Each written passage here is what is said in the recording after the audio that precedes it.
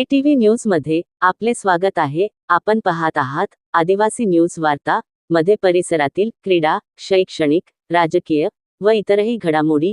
आता पाहूयात सविस्तर वृत्त। आदिवासी न्यूज वार्तासाठी नंदकुमार तोटेवाड। हदगाव तालुक्यातील तामसा येथे बारालिंग देवस्थान तर्फे 15 जानेवारीला म्हणजे संक्रांतच्या दुसऱ्या दिवशी भाजी भाकरीचा प्रसाद घेण्यासाठी लाखो भक्त येत असतात।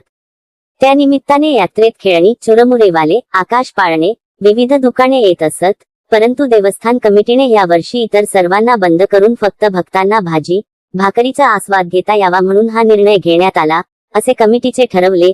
अध्यक्ष काय म्हणाले पाहू।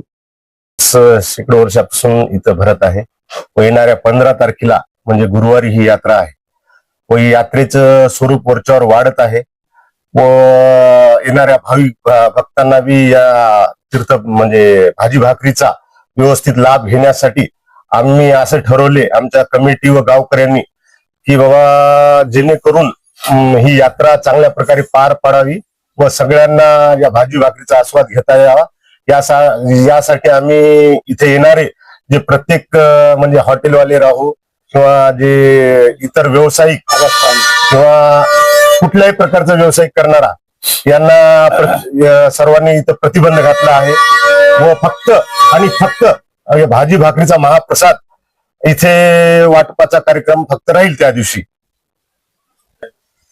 दरवर्षीच प्रमाणे यावर्षी सुद्धा भरपूर भाजी व भाकरीचं आम्ही नियोजन केलेलं आहे व जवळपास आमची तयारी 15 दिवसापूर्वीच पासून चालू आहे।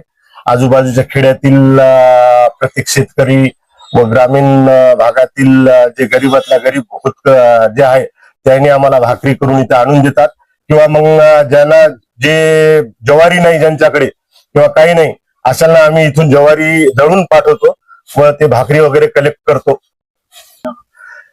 येणाऱ्या भाविक भक्तांसाठी आमचं आव्हान एवढंच आहे की यावर्षी इतर कुठलाही हे नसून फक्त दर्शनासाठी त्यांनी शांत प्रकारे दर्शन घ्यावे व भाजी भाकरीचा आस्वाद घ्यावे व आम्हाला सहकार्य करावे, एवढीच माझी विनंती।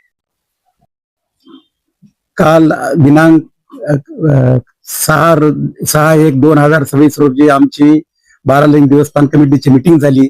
त्या मीटिंग मध्ये जवळपास 200 लोक हजर होते, सगळे व्यापारी, गावातली प्रतिष्ठित लोक।